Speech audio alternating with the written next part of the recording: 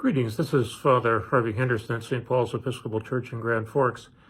I'm coming to you today with the second of my six-part series, which is a basic introduction to the Bible. I'm calling this series The Beginning of the Good News of Jesus Christ, which is a quote from one of the Gospels in the New Testament. Last week I did a basic introduction to the big story of the Bible from creation until the present day. This week and the next 2 weeks, I'm going to make some comments about what we have called for many years in the Christian Church the Old Testament, what I prefer to call these days, I and others, the Hebrew Bible, and that's simply because it's written in the Hebrew language, but also because sometimes calling it the Old Testament implies that we think it's old in terms of less than or not acceptable or something we ought to discard, and that's not really the meaning of that phrase. So the first part of the Hebrew Bible that I would like to talk about today is the first 5 books. Again, in the Christian tradition, we've often called these the books of Moses, in spite of the fact that we read of the death of Moses towards the end of Deuteronomy, sometimes called the Pentateuch, but what the Jewish people have called for many centuries before the time of Jesus, the Torah, often translated as law, but what some of my teachers who were Jewish say that the teaching is often a better description of what that is. So I discovered last week that this might be a bit more challenging to do the whole Bible in 6 bits, but nonetheless, here we go. And at the beginning, I just want to put in a bit of a plug. If you wanted to have one introduction to the Hebrew Bible, perhaps in your church library, I would suggest a book called Opening Israel's Scriptures. It's written by Professor Ellen Davis, and for those Episcopalians watching, she's one of us, a layperson in the Episcopal Church, but a very, very well-respected biblical scholar in the United States. So the story begins in the beginning, God, and God speaks and God creates, and the universe comes into being, and right away in those first 11 chapters of the book of Genesis, we run into some recent controversy in terms of creationism versus evolution and all of those difficult questions. These first 11 chapters, I like to see them as theology rather than as history or science, and in some cases I would call them religious mythology. Mythology not meaning untrue, but just a story that conveys a greater truth. And so the basic truth in these opening chapter in the creation story is that God created, and what God created is good. But we also see in this opening chapter that creation is about relationship between God and the creatures, and between the creatures itself. And towards the end of the story, we read that on the 7th day, God rested. So in this way, in that story, the whole of time that we, as we understand it, becomes holy or sacred, set apart. And then beginning in chapter 2, things become more complicated. In the story of Adam and Eve, we read of the humans disobeying, and then shortly after that, one brother, Cain, kills another, Abel, and murder enters into creation. And then in the story of Noah, a great flood covers the earth. Again, in the story we read because of the humans' disobedience to the will of God. And then that odd story of the Tower of Babel, where the humans try to build a tower to heaven, erasing that separation between God and the creatures.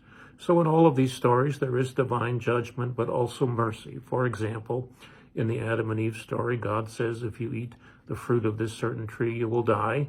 Well, they eat the fruit. They don't die. They are exiled from the garden, and this helps to explain perhaps why life is indeed so hard for many people.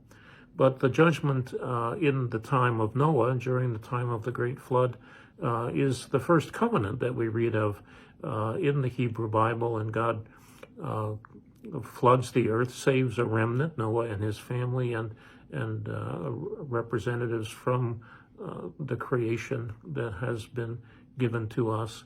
But then God says to them, I will put my rainbow in the sky as a covenant, as an agreement that never again will I destroy the earth in that kind of way. So God is expressing his willingness in these chapters to work with us flawed human beings.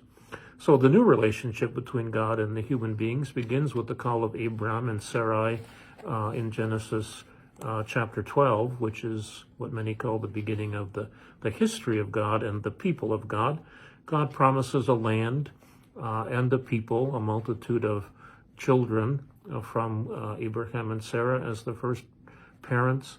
And then the third part of that covenant is that Abraham and Sarah, their names are changed after the covenant, will and their families will be a blessing to all the nations of the world. And from the time of Abraham and Sarah until this present time.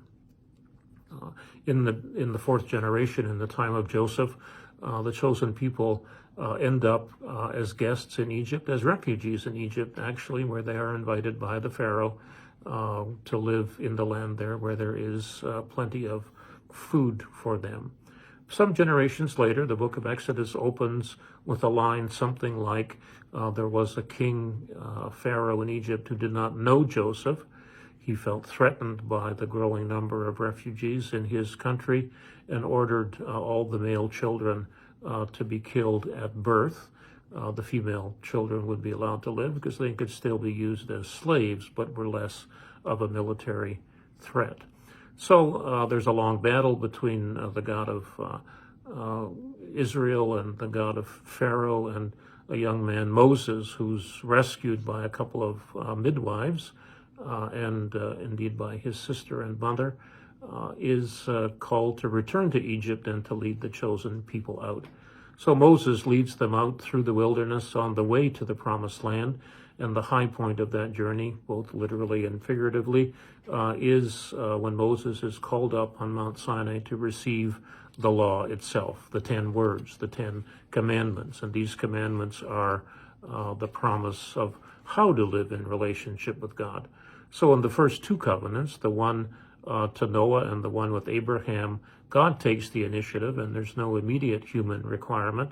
But the covenant with Moses at Mount Sinai lays out the human responsibility in that relationship. So the bulk of the book of Exodus then is a detailed account of how to build the tabernacle, the place for God in the wilderness, and some have called this perhaps the most boring chapters in all of Scripture because of the detail, but it's where we learn, in fact, what a cubit is. A cubit is the length of from the tip of your elbow to the tip of your finger, and it was a convenient way of measuring in the ancient world. So this tabernacle represents indeed creation itself.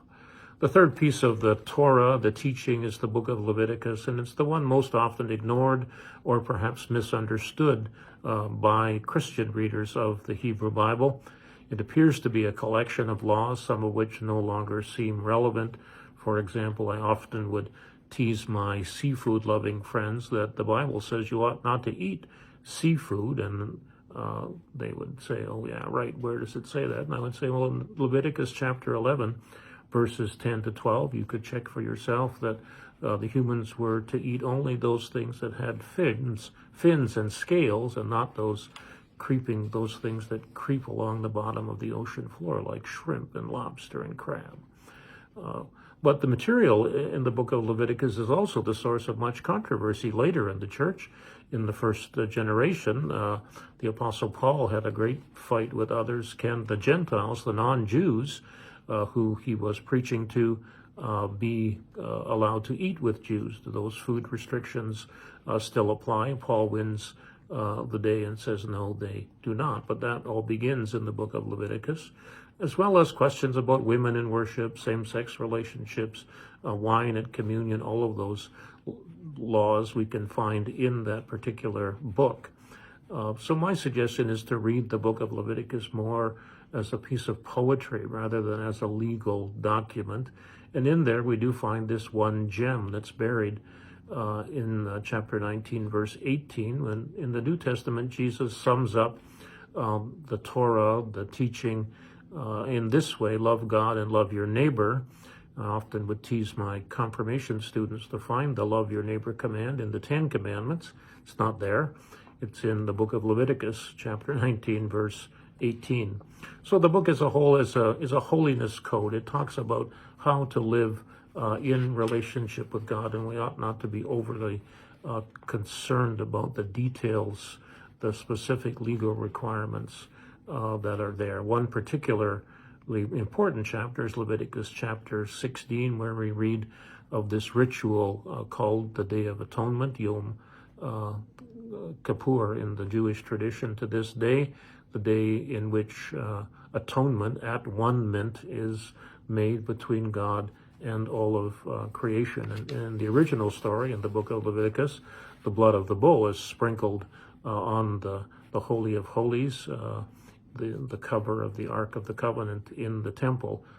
Jews don't use that blood ritual anymore, although the Day of Atonement is still an important piece. The book of Numbers appears to be just that, on the surface, a large collection of genealogies and a long story about those 40 years in the wilderness before reaching the Promised Land. Chapter 6, again, verse 24 to 26, has that familiar blessing often heard in Christian circles. May the Lord bless you and keep you, make his face to shine upon you, be gracious to you, lift up his countenance upon you, give you peace. So in this wilderness journey, we learn of the sins of the chosen people during that time, the sin of ingratitude as they grumble constantly about no food and no water, the sin of doubt when they say we'd much rather go back to Egypt than die of thirst or hunger here in the wilderness. Numbers chapter 5 is a particularly difficult story to read, where there's a detailed description of how one can test a woman who is suspected of adultery, not known to have committed adultery. And again, this chapter has sadly been taken as a literal interpretation in terms of in the times of the Inquisition in the Middle Ages, and even in the days of the Salem witch trials in the United States. The Book of Deuteronomy means literally the second law, and this is thought to be a portion of the Torah rediscovered at a time of renewal in the 6th century, in the time of Josiah the king. And the opening of that is a kind of motivational sermon that Moses delivers to the people as they are about to enter into the Promised Land. Again, in the book of Numbers, we read that Moses will not be allowed to enter the Promised Land, although he is taken up the mountain and given a glimpse of it. When Moses is instructed by God to tap the rock in the wilderness to bring water to the people, Moses taps twice, and the story tells us that because Moses didn't trust God sufficiently to tap only once, he is prohibited from entering the Promised Land. So this piece reminds us in particular about this relationship between God and the chosen people from the time of Moses until the present day. In chapter 6 is one of my favorite pieces in all of the Torah, the teaching, what is called in Hebrew the Shema Yisrael, Hear, O Israel, and this is to the Jews very much like the Lord's Prayer to the Christians, something that is to be recited daily. Hear, O Israel, the Lord is our God and the Lord alone. Love the Lord your God with all your heart and soul and might. Keep these words, tell them to your children, write them on the doorposts of your house. So obedience to Torah is the teaching that we read primarily here in the book of Deuteronomy. And again, a reminder that for the Jewish people, this is not an onerous task that's laid upon them, a series of hoops through which they ought to jump to stay in relationship with God. God calls Abraham by grace, and the relationship is defined by that grace throughout. So the Torah is for the Jewish people. We read often in the Psalms, it's like honey in the mouth, it's like gold. It is a precious thing which helps them to live in right relationship with God and indeed with their neighbors. So that's a very quick summary of those first 5 books, the Torah or the teaching. But at the center of all of it is this idea of one place, a promised land, one people, the chosen people, and one God. And in the midst of cultures which worshiped many gods, in the Greek and Roman traditions, for example, the people of Israel wanted to stand out as the folks who worshiped only one God, the God of creation. So there were 2 choices or 2 possibilities. And in chapter 8 of Deuteronomy, we read those, that if you obey the words of God, you will be blessed. If you disobey, you will be cursed. So it is these commandments themselves which bind the chosen people to God, and not the land in particular. Israel is one of the only cultures that I know of that has maintained its tradition in spite of having lost its land in 587 BCE at the time of the exile. That was the Torah which kept them together as a people. And in fact, the Talmud, the commentary on the Torah that was written in Babylon, was a teaching tool for the Jewish people for many, many centuries. So read these first 5 books and remind yourselves that in the beginning, God; in the middle, God now; and in the end, there will be God. As the followers of Jesus, we believe that Jesus will return, as we repeat regularly in the Nicene Creed, to judge the living and the dead. So next week, part 3 of this story, which we'll have a look at the collection of books we call the prophets. So thanks for listening. God bless. And if you ever want a written outline of these things, just email me at fatherharvey@stpaulsgrandforks.org, and I can send you a printed copy. I send that out to a few folks here in the church who are not online folks. So take care and God bless.